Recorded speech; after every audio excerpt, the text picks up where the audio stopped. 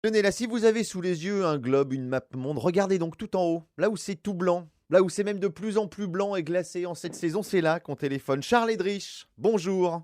Ah, bonjour. Et alors pour une fois, vous n'êtes pas sur votre téléphone satellite, vous êtes au bout d'une ligne fixe. Vous avez mis pied à terre en quelque sorte.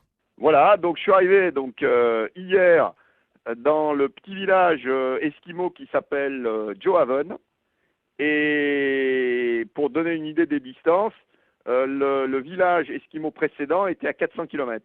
Et il n'y avait rien entre les deux, donc strictement rien. Donc. Voilà, le plus proche. Aucune habitation d'aucune sorte. Vous êtes parti du détroit de Bering il y a quelque temps maintenant, hein, il y a 5000 km de ça, puisque c'est ce que vous avez parcouru. À la rame, on le rappelle. Vous commencez à voir le bout là, un petit peu de votre périple, Charles. Il me reste un peu moins de 1000 km. Ça commence effectivement à sentir l'écurie. Maintenant, il y a quand même un obstacle qui reste très sérieux, c'est que sur cet endroit du monde, à l'instant où on se parle, il reste de la banquise absolument compacte là, sur 250 km et il faut qu'elle se fracture un petit peu pour que je puisse passer donc cette saison.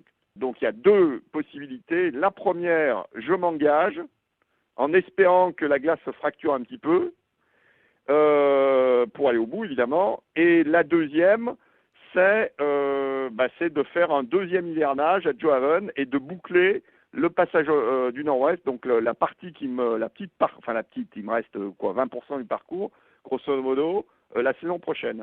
Ce bateau-là, sur lequel vous avez 6000 km à parcourir, comment est-il équipé? Parce que toutes les semaines, on vous a entendu sur France Bleu, mais vous avez tout au long de votre périple fait des interventions sur beaucoup de chaînes de radio concurrentes et néanmoins amies. Vous avez un site internet qui est régulièrement mis à jour. Vous avez quand même un peu de matériel sophistiqué embarqué avec vous? Pour ce qui me concerne, moi, donc c'est toujours le moins possible. Mais quand même, j'ai deux, trois trucs. Hein. Non, j'ai pas d'internet. Donc j'ai internet dans les petits villages, dans les petites escales, les deux ou trois que j'ai fait. Cette saison, en fait, j'ai fait deux escales. Autrement, j'ai un téléphone par satellite. Aujourd'hui, ça marche très bien. Donc ça, c'est absolument vital pour avoir des infos météo, notamment sur les glaces, sur la banquise. Autre outil absolument essentiel, et évidemment, ça marche très très bien, c'est GPS. Et puis, donc, comme matériel, la seule chose que j'ai en plus, un appareil de photo et une caméra pour filmer, pour prendre des photos. Et ça, j'alimente ça avec des panneaux solaires. Ça marche très très bien aujourd'hui. Bon, alors vous nous le disiez, là vous êtes tout, hein. en petite escale à Johaven, donc petit village, qui évidemment n'est pas forcément au courant de votre arrivée. Comment ça se passe quand vous arrivez? Alors j'étais attendu, on va dire plus ou moins, parce que là, on est tellement dépendant des éléments naturels, tellement qu'à 3 ou 4 jours près, on ne sait jamais quand est-ce qu'on arrive vraiment. Donc là, je suis dans un petit hôtel, c'est le seul d'ailleurs, le petit hôtel du coin. Donc.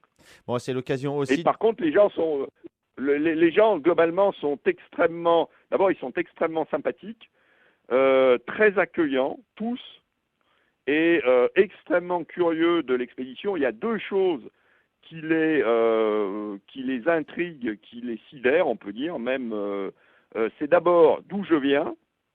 Première question en général. De venir du détroit de Bering, pour eux, je leur dirais que je viens de la planète Mars, c'est à peu près pareil.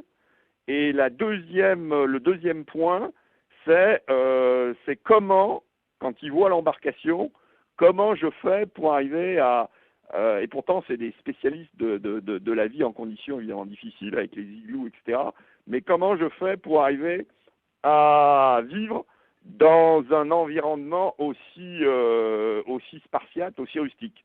Prochain point, samedi prochain sur France Bleu. D'ici là, charlesedrich.com si vous voulez des nouvelles de ce périple dans le nord, le passage du nord-ouest à la rame. Merci beaucoup Charles Edrich, bon courage. Eh bien avec plaisir. À la semaine À la semaine prochaine. prochaine.